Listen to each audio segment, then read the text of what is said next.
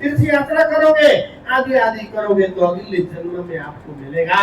लेकिन प्रेरणा जी कहते हैं इतना पुराना धर्म हमारा नहीं है, इतने लेंदी प्रोसेस हमारा नहीं है। या तो ऐसा धर्म में आमदचित है कि प्रेरणा जी कहते हैं इतने ही बैठे जाके घर धाम, परम धाम जाने के लिए, परम धाम देखने के लिए आपको मरना नहीं पड़ेगा, धाम में जाना नहीं पड़ेगा। आप घर में बैठे बैठे, मंदिर में बैठे बैठे, शरीर छोड़े बिना इतनी बैठे जाके घर धाम, पूर्ण मनोरथ होत सब काम, धनी मामती हंसत ताली दे, साथ उठत हंसत सुखले। इस परंपरा में आप हो, इस परंपरा को आपको नहीं भूलना चाहिए। आप चाहोगे सुबह आप भक्ति करोगे, शाम को राज्य का दर्शन कर सकते हो। यदि आप पवित्र होंगे, उसके लिए आप में लायकात आ जाए, योग्यता आ जाए, तो राज्य के दर्शन के लिए आपको कहीं जाना नहीं पड़ेगा। घर में बैठे बैठे, सर्वसार के पास में बैठे बैठे, भीतर के पास में बैठे बैठे, अब निजराम का जाप करते करते आप यह बैठे बैठे आप परम धाम का दर्शन कर सकते हो। आप उस परंपरा में सदगुरु निजानंद स्वामी धनीदेव चंद्र जी महाराज श्रीधाम नौतनपुरी धाम में जब गादी मंदिर में बैठते थे और जब उनकी चित्तवृत्ति परमधाम में लगती थी, तो परमधाम में आज राज्य ने कौन सा बागा पहना है, कौन सा भोजन बना है, कौन सी सब्जी आदि बनाई है, सारी बातें बैठे बैठे करते थे। आपको पता है? तो मुझे लगता तो कैसे होता होगा। तो अब जब हम लोग नेट चलाने लगे तो इसको अभी बोलते हैं ऑनलाइन। जिस दिन आप ऑनलाइन, अभी ऑफलाइन में हो, जिस दिन आप राज्य के साथ में ऑनलाइन हो जाओगे, आपका नेट चालू होगा, ऑनलाइन हो जाओगे, तो आपको भी इतने बैठे घर जाके घर काम होगा, परम का दर्शन होगा। और रही बात, मैं अंतिम 15-16 साल से कह रहा हूं, देखो 108 पारायण करने के लिए कितनी मेहनत करनी पड़ती है। आप 1 रुपया खर्च किए बिना, 1 पैसा खर्च किए बिना आप अपने घर में बैठे बैठे 108 पारायण कर सकते हो। रांची ने हमें सुंदर मौका दिया है।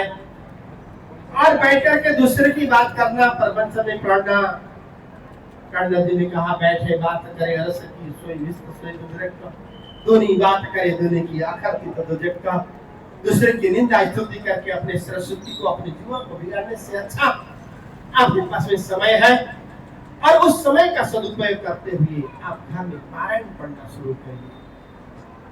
और 1 पूरा करिए, 2 पूरा करिए, करते करते आप जीते जी आपके मरने से पहला स्वयं आप 108 पारायण पढ़ करके पूर्ण कर सकोगे। और पारायण पढ़ने का मतलब ये है, पारायण को कहा, सर्वसाय को कहा, सुख का सागर है, आनंद का दरिया है, और इन सुख के सागर में झीलेंगे, आओ अपने वतन बोल करके कहा। और उस सुख के सागर में आपको झीलना करना है, आनंद लेना है और मस्ती लेनी है। और सर्वसाय पढ़ने का मतलब होता है राज्य से बात करना।